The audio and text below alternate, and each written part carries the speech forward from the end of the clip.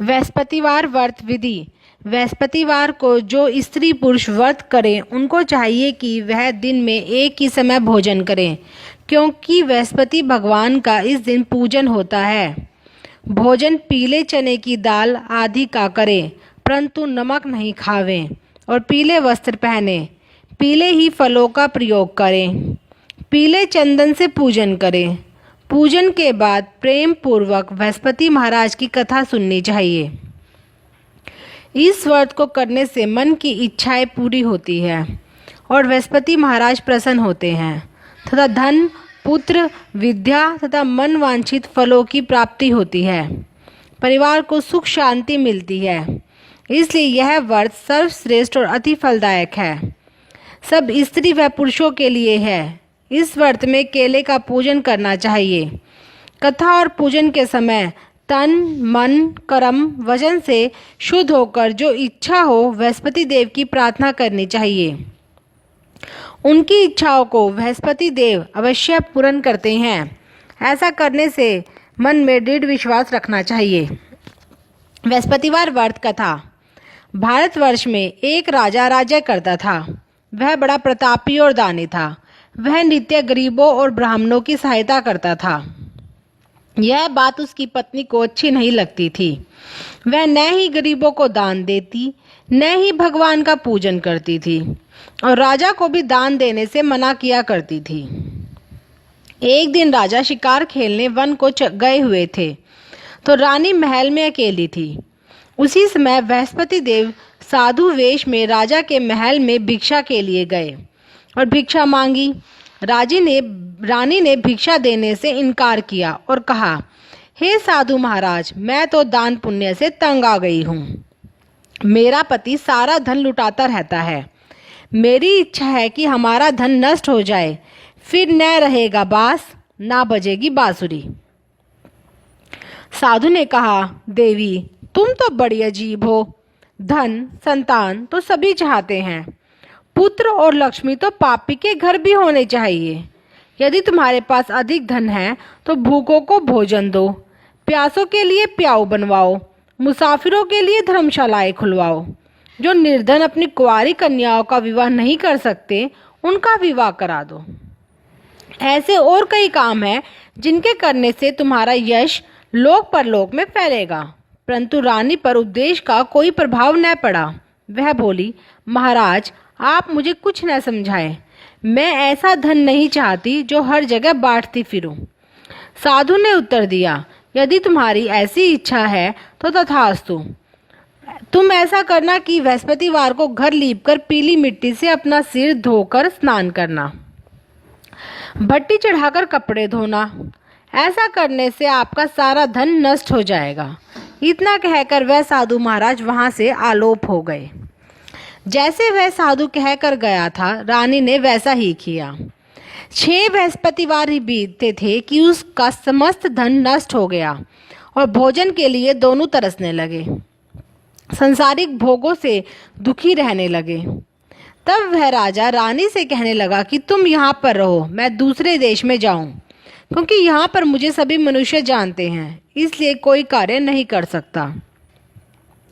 देश चोरी परदेश भीख बराबर है। ऐसा कहकर राजा परदेश चला गया। वहां जंगल को जाता और लकड़ी काट कर लाता और शहर में बेचता। इस तरह जीवन व्यतीत करने लगा। एक दिन दुखी होकर जंगल में एक पेड़ के नीचे आसन जमाकर बैठ गया। वह अपनी दशा को याद करके व्याकुल होने लगा। बृहस्पतिवार का दिन था। एकाक उसने देखा कि निर्जन वन में एक साधु प्रकट हुए। वह साधु वेश में स्वयं बृहस्पति देवता थे। लकड़हारे के सामने आकर बोले, हे लकड़हारे, इस सुनसान जंगल में तू चिंता मगन क्यों बैठा है? लकड़हारे ने दोनों हाथ जोड़कर प्रणाम किया और उत्तर दिया, महात्मा जी, आप सब कुछ जानते हैं, मैं क्या कहूँ। यह कहकर रोने लगा और साधु को आत्मकथा सुनाई। महात्मा जी ने कहा, तुम्हारी स्त्री ने बृहस्पतिवार के दिन वीर भगवान का निरादर किया है, जिसके कारण रुष्ट होकर उन्होंने तुम्हारी यह दशा की है। अब तुम चिंता को दूर करके मेरे कहने पर चलो तो तुम्हारे सब कष्ट दूर हो जाएंगे और भगवान पहले से भी अधिक संपत्ति देंगे। तुम बृहस्पति के दिन कथा किया करो। 2 पैसे के चने मुनका मंगवाकर उसका प्रसाद बनाओ और शुद्ध जल से लोटे में शक्कर मिलाकर अमृत तैयार करो। कथा के पश्चात अपने सारे परिवार और सुनने वाले प्रेमियों में अमृत व प्रसाद बांटकर आप भी ग्रहण करो। ऐसा करने से भगवान तुम्हारी सब कामनाएं पूरी करेंगे। साधु के ऐसे वचन सुनकर लकड़हारा बोला, हे प्रभु, मुझे लकड़ी बेचकर इतना पैसा नहीं मिलता जिससे भोजन के उपरांत कुछ बचा सकूं। मैंने रात्रि में अपनी स्त्री को व्याकुल देखा है। मेरे पास कुछ भी नहीं है जिससे उसकी खबर मंगा सकूं। साधु ने कहा, हे लकड़हारे, तुम किसी बात की चिंता मत करो। बृहस्पति के दिन तुम्हें रोजाना की तरह लकड़ियां लेकर शहर को जाओ। तुमको रोज से दुगना धन प्राप्त होगा, जिससे तुम भली भांति भोजन कर लोगे तथा बृहस्पति देव की पूजा का सम्मान भी आ जाएगा। इतना कहकर साधु अंतर्ध्यान हो गए। धीरे धीरे समय व्यतीत होने पर फिर वही बृहस्पतिवार का दिन आया। लकड़हारा जंगल से लकड़ियां काटकर किसी भी शहर में बेचने गया। उसे उस दिन से और दिन से अधिक पैसा मिला। राजा ने चना गुड़ आदि लाकर गुरुवार का व्रत किया। उस दिन से उसके सभी क्लेश दूर हुए। परंतु जब दोबारा गुरुवार का दिन आया तो वह बृहस्पतिवार का व्रत करना भूल गया। इस कारण बृहस्पति भगवान नाराज हो गए। उस दिन से उस नगर के राजा ने विशाल यज्ञ का आयोजन किया। शहर में यह घोषणा करा दी कि कोई भी मनुष्य अपने घर में भोजन न बनवावे न आग जलावे। समस्त जनता मेरे यहाँ भोजन करने आवे। इस आज्ञा को जो न मानेगा उसके लिए फांसी की सजा दी जाएगी। इस तरह की घोषणा संपूर्ण नगर में करवा दी गई। राजा की आज्ञा अनुसार शहर के सभी लोग भोजन करने गए, लेकिन लकड़हारा कुछ देर से पहुंचा, इसलिए राजा उसको अपने साथ घर लिवा ले गए और ले जाकर भोजन करा रहे थे तो रानी की दृष्टि उस खूंटी पर पड़ी जिसका हार लटका हुआ था। वह वहां पर दिखाई न दिया। रानी ने निश्चय किया कि मेरा हार इस मनुष्य ने चुरा लिया है। उसी समय सिपाहियों को बुलाकर उसको कारागार में डलवा दिया। जब लकड़हारा कारागार में पड़ गया तो बहुत दुखी होकर विचार करने लगा कि न जाने कौन से पूर्व जन्म के कर्म से मुझे यह दुख प्राप्त हुआ है। और उसी समय साधु को याद करने लगा जो जंगल में मिला था। उसी समय तत्काल बृहस्पति देव साधु के रूप में प्रकट हो उसकी दशा को देखकर कहने लगे, अरे मूर्ख, तूने बृहस्पति देव की कथा नहीं कही, इसी कारण तुझे दुख प्राप्त हुआ है। अब चिंता मत कर। बृहस्पतिवार के दिन कारागार के दरवाजे पर 4 पैसे पड़े मिलेंगे। उनसे तू बृहस्पति देव की पूजा करना, तेरे सभी कष्ट दूर हो जाएंगे। बृहस्पति के दिन उसे 4 पैसे मिले। लकड़हारे ने कथा कही। उसी रात्रि को बृहस्पति देव ने उस नगर के राजा को स्वप्न में कहा, रे राजा, तुमने जिस आदमी को कारागार में बंद कर दिया है वह निर्दोष है। वह राजा है, उसे छोड़ देना। रानी का हार उसी खूंटी पर लटका है। अगर तू ऐसा नहीं करेगा तो मैं तेरे राज्य को नष्ट कर दूंगा। इस तरह रात्रि के स्वप्न को देखकर राजा प्रातःकाल उठा और खूंटी पर हार देखकर लकड़हारे को बुलाकर क्षमा मांगी। लकड़हारे को योग्य सुंदर वस्त्र आभूषण देकर विदा कर बृहस्पति देव की आज्ञा अनुसार लकड़हारा अपने नगर को चल दिया। राजा जब अपने नगर के निकट पहुंचा तो उसे बड़ा आश्चर्य हुआ। नगर में पहले से अधिक बाग, तालाब और कुएं और बहुत सी धर्मशालाएं, मंदिर आदि बन गई है। राजा ने पूछा, यह बाग किसका और धर्मशाला है? तब नगर के सब लोग कहने लगे कि यह सब रानी और बांदी के हैं। तो राजा को आश्चर्य हुआ और गुस्सा भी आया। जब रानी ने यह खबर सुनी कि राजा आ रहे हैं तो उसने बांदी से कहा कि हे दासी, देख राजा हमको कितनी बुरी हालत में छोड़ गए थे। हमारी ऐसी हालत देखकर वह लौट ना जाए, इसलिए तू दरवाजे पर खड़ी हो जा। आज्ञा अनुसार दासी दरवाजे पर खड़ी हो गई। राजा आया तो उन्हें अपने साथ लिवा लाई। राजा ने क्रोध करके अपनी रानी से पूछा, यह धन तुम्हें कैसे प्राप्त हुआ? तब उन्होंने कहा, हमें यह सब धन बृहस्पति देव के व्रत के प्रभाव से प्राप्त हुआ है। राजा ने निश्चय किया कि 7 रोज बाद तो सभी बृहस्पति देव का पूजन करते हैं, परंतु मैं प्रतिदिन दिन में 3 बार कहानी कहा करूंगा तथा रोज व्रत किया करूंगा। अब हर समय राजा के दुपट्टे में चने की दाल बंधी रहती तथा दिन में 3 बार कहानी कहता। एक रोज राजा ने विचार किया कि चलो अपनी बहन के यहाँ हो आवे। इस तरह निश्चय कर राजा घोड़े पर सवार होकर अपनी बहन के यहाँ को चलने लगा। मार्ग में उसने देखा कि कुछ आदमी एक मुर्दे को लिए जा रहे हैं। उन्हें रोककर राजा कहने लगा, अरे भाइयों, मेरी बृहस्पति देव की कथा सुन लो। वे बोले, लो, हमारा तो आदमी मर गया, इसको अपनी कथा की पड़ी है। परंतु कुछ आदमी बोले, अच्छा कहो, हम तुम्हारी कथा भी सुनेंगे। राजा ने दाल निकाली और जब कथा आदि हुई तभी मुर्दा हिलने लगा। जब कथा समाप्त हो गई तो राम राम करके मनुष्य खड़ा हो गया। आगे मार्ग में उसे एक किसान खेत में हल चलाता मिला। राजा ने उसे देख उससे बोला, अरे भैया, तुम मेरी बृहस्पतिवार की कथा सुन लो। किसान बोला, जब तक मैं तेरी कथा सुनूंगा तब तक 4 हैया जोत लूंगा, जा अपनी कथा किसी और को सुनाना। इस तरह राजा आगे चलने लगा। राजा के हटते ही बैल पछाड़कर गिर गए तथा उसके पेट में बड़ी जोर का दर्द होने लगा। उसी समय उसकी माँ रोटी लेकर आई। उसने यह सब देखा तो अपने पुत्र से सब हाल पूछा। बेटे ने सभी हाल कह दिया तो बुढ़िया दौड़ी दौड़ी उस घुड़सवार के पास गई और उससे बोली कि मैं तेरी कथा सुनूंगी, पर तू अपनी कथा मेरे खेत पर चलकर ही कहना। राजा ने बुढ़िया के खेत पर जाकर कथा कही, जिसके सुनते ही वह बैल उठ खड़े हुए तथा किसान के पेट का दर्द भी बंद हो गया। राजा अपने घर के बहन के घर पहुंचा। बहन ने भाई की खूब मेहमानी की। दूसरे रोज प्रातःकाल राजा जगा और वह कहने लगा कि सब लोग भोजन कर रहे हैं। राजा ने अपनी बहन से कहा, ऐसा कोई मनुष्य है जिसने भोजन नहीं किया हो? मेरी बृहस्पतिवार की कथा सुन ले। बहन बोली, हे भैया, यह देश ऐसा ही है कि पहले यहाँ लोग भोजन करते हैं, बाद में अन्य काम करते हैं। अगर कोई पड़ोस में हो तो देखाऊं। वह ऐसा कहकर देखने चली गई, परंतु उसे ऐसा कोई व्यक्ति नहीं मिला जिसने भोजन न किया हो। अतः वह एक कुम्हार के घर गई जिसका लड़का बीमार था। उसे मालूम हुआ कि उनके यहाँ 3 रोज से किसी ने भोजन नहीं किया है।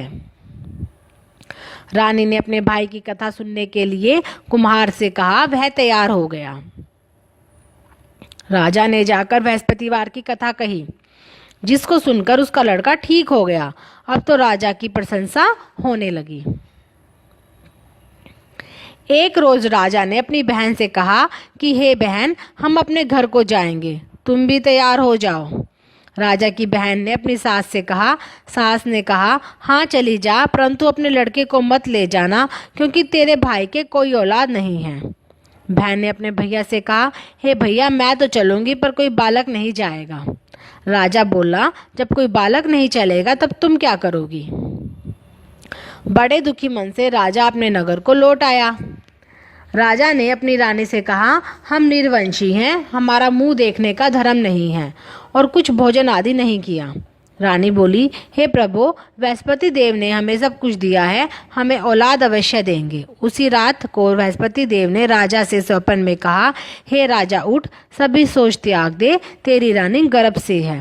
राजा की यह बात सुनकर बड़ी खुशी हुई। 9वें महीने में उसके गर्भ में से एक सुंदर पुत्र पैदा हुआ। तब राजा बोला, हे रानी, स्त्री बिना भोजन के रह सकती है, बिना कहीं नहीं रह सकती। जब मेरी बहन आवे तुम मुझसे कुछ मत कहना। रानी ने सुनकर हाँ कर दिया। जब राजा की बहन आई, समाचार सुना और वह खुशी खुशी आई और बधाई लेकर अपने भाई के यहाँ आई, तभी रानी ने कहा, घोड़ा चढ़ तो नहीं आई, गधा चढ़ी आई।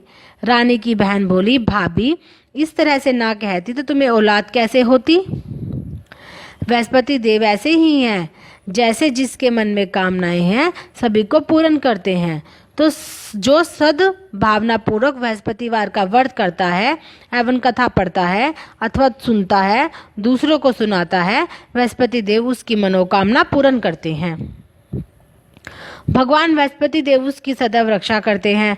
संसार में जो मनुष्य सद्भावना से भगवान जी का पूजन व्रत सच्चे हृदय से करते हैं तो उनकी सभी मनोकामनाएं पूर्ण करते हैं।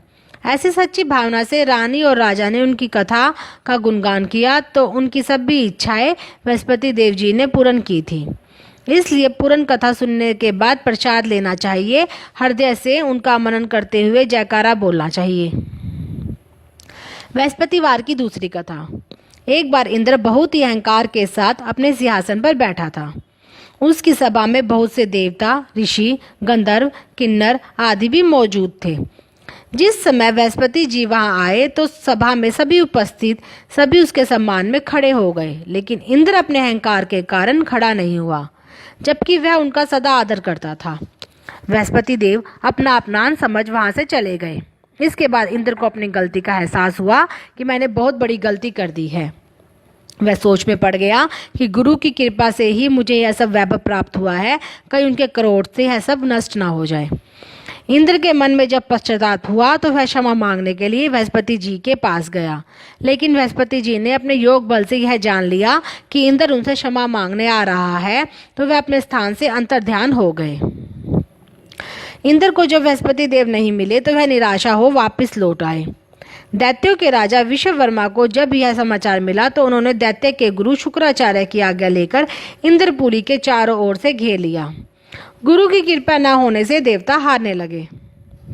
देवता अपनी हार देखकर ब्रह्मा जी के पास गए, उन्हें सारा वृत्तांत कह सुनाया। कहने लगे कि आप हमें किसी भी तरह से दैत्यों से बचाइए। सारी बात जानकर ब्रह्मा जी कहने लगे कि तुमने गुरुदेव को नाराज कर बहुत बड़ा अनर्थ किया है। अब तुम्हारा कल्याण इसी में होगा कि तुम त्वष्टा ब्राह्मण के पुत्र विश्वरूप के पास जाओ। वह बहुत ज्ञानी व तपस्वी है, उसे अपना पुरोहित बना लो तो तुम्हारा कल्याण हो सकता है। यह सुनते ही इंद्र त्वष्टा के पास गए, बड़ी विनती से कहने लगे कि आप हमारे पुरोहित बन जाइए, जिससे हमारा उद्धार हो जाए। इंद्र की बात सुनकर त्वष्टा कहने लगे कि पुरोहित बनने से तपोबल कम हो जाता है, लेकिन अगर आप सब इतनी विनती कर रहे हैं तो मेरा पुत्र विश्वरूप आपका पुरोहित बनकर आपकी रक्षा करेगा। विश्वरूप ने पिता की आज्ञा से पुरोहित बनकर ऐसा यत्न किया कि हरी इच्छा से इंद्र विश्ववर्मा को युद्ध में हरा देता है और जीत हासिल कर अपने सिंहासन को पुनः प्राप्त कर लेता है। विश्वरूप के 3 मुख थे, जिनमें से एक से वह सोमपली लता का रस निकाल कर पीते थे, दूसरे मुख से वह मदिरा पीते थे, तो तीसरे मुख से वह अनादि भोजन करते थे। कुछ दिन बाद इंद्र विश्वरूप से कहते हैं कि मैं आपकी कृपा से यज्ञ करना चाहता हूँ। इंद्र ने विश्वरूप की आज्ञा से यज्ञ आरंभ कर दिया। जब यज्ञ आरंभ हुआ तो एक दैत्य ने विश्वरूप से कहा कि तुम्हारी माता एक दैत्य कन्या थी, तो दैत्यों के कल्याण के लिए इस यज्ञ में एक आहुति दैत्यों के नाम की भी दे दोगे तो यह अति उत्तम रहेगा। विश्वरूप भी दैत्य की बात में आ गया और आहुति देते समय धीरे से वह दैत्य का नाम लेने लगा। अब जब यज्ञ पूरा होने पर भी देवताओं को तेज नहीं बढ़ा तो देवताओं को तेज न बढ़ने का कारण जैसे ही इंद्र को पता चला तो क्रोधित होकर वह विश्वरूप के 3 सर काट देता है। विश्वरूप जिस मुख से मदिरा पान करता था उससे भंवरा बना, जिस मुख से वह सोमपली लता का रस निकाल कर पीता था उस मुख से कबूतर बन गया और अन्न खाने वाले मुख से तीतर बन गया। इंद्र ने ब्रह्म हत्या की थी, जिसके प्रभाव से उसका स्वरूप ही बदल गया। देवताओं ने 1 वर्ष तक ब्रह्म हत्या का पश्चाताप किया, लेकिन ब्रह्म हत्या का यह पाप उनके सिर से नहीं उतरा। तो सभी देवताओं की प्रार्थना सुन ब्रह्मा जी सहित बृहस्पति जी वहां पर आए। इस ब्रह्म हत्या को 4 भागों में विभाजित किया गया। ब्रह्म हत्या का पहला भाग पृथ्वी को दिया गया। इस कारण पृथ्वी कहीं कहीं ऊंची नीची वह बीज बोने लायक भी नहीं होती है। साथ ही ब्रह्मा जी ने यह वरदान भी दिया कि पृथ्वी में जहाँ कहीं भी गड्ढा होगा तो कुछ समय बाद वह स्वयं ही भर जाएगा। ब्रह्म हत्या का दूसरा भाग वृक्षों को दिया गया, जिससे उनमें से गोंद बनकर बहता है। इस कारण गूगल के वृक्ष के अलावा बाकी सभी गोंद अशुद्ध समझे जाते हैं। साथ ही वृक्षों को यह वरदान मिला कि ऊपर से सूखने पर भी फिर से जड़ फूट जाएगी। तीसरा भाग स्त्रियों को दिया गया। इसलिए स्त्रियां हर महीने रजस्वला होकर पहले दिन चंडालिनी, दूसरे दिन ब्रह्मघातनी, तीसरे दिन धोबिन के समान रहकर चौथे दिन शुद्ध होती है। साथ ही संतान प्राप्ति का वरदान भी मिला। ब्रह्म हत्या का चौथा भाग जल को दिया, जिसके जल के ऊपर फैन तथा शिवाल आदि जल के ऊपर आ जाते हैं। जल को यह वरदान मिला कि उसे जिस चीज में डाला जाएगा उसका वजन बढ़ जाएगा। इस तरह इंद्र को ब्रह्म हत्या से पाप से मुक्ति मिली। तो जो मनुष्य इस कथा को पढ़ता अथवा सुनता है उसके सभी पाप बृहस्पति देव की कृपा से नष्ट हो जाएंगे। बृहस्पति व्रत का फल।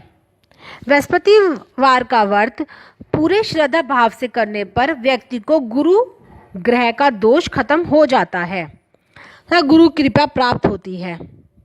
इस दिन व्रत करने से व्यक्ति को सारे सुखों की प्राप्ति होती है। व्रत करने वाले जातक को यह ध्यान रखना चाहिए कि इस दिन बाल न कटाए और ना ही दाढ़ी बनवाए। बोलो बृहस्पति देव की जय। भगवान विष्णु की जय। बृहस्पतिवार की आरती।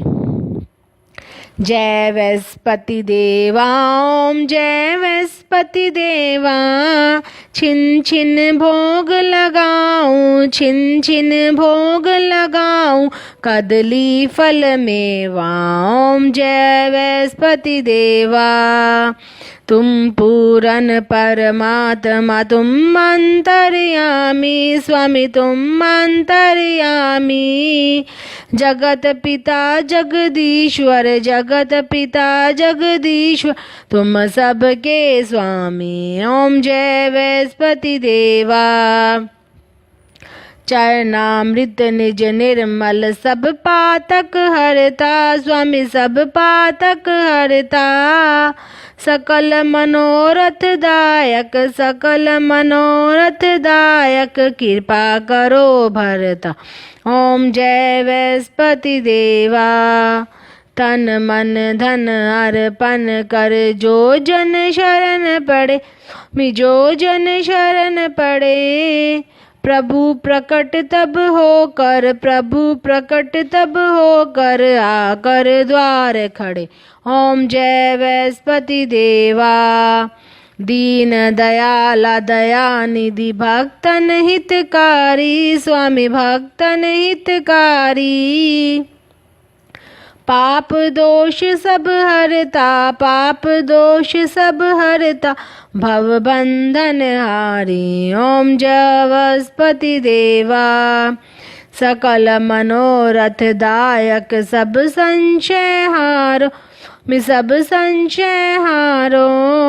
विषय विकार मिटाओ, विषय विकार मिटाओ, संतन सुखकारी। ओम जय बृहस्पति देवा। जो कोई आरती तेरी प्रेम सहत गावे स्वामी, प्रेम सहत गावे। जेठानंद आनंद कर, जेठानंद आनंद कर, सो निश्चय पावे। ओम जय बृहस्पति देवा। ओम जय बृहस्पति देवा स्वामी, जय बृहस्पति देवा। सब बोलो विष्णु भगवान की जय। बोलो बृहस्पति देव की जय।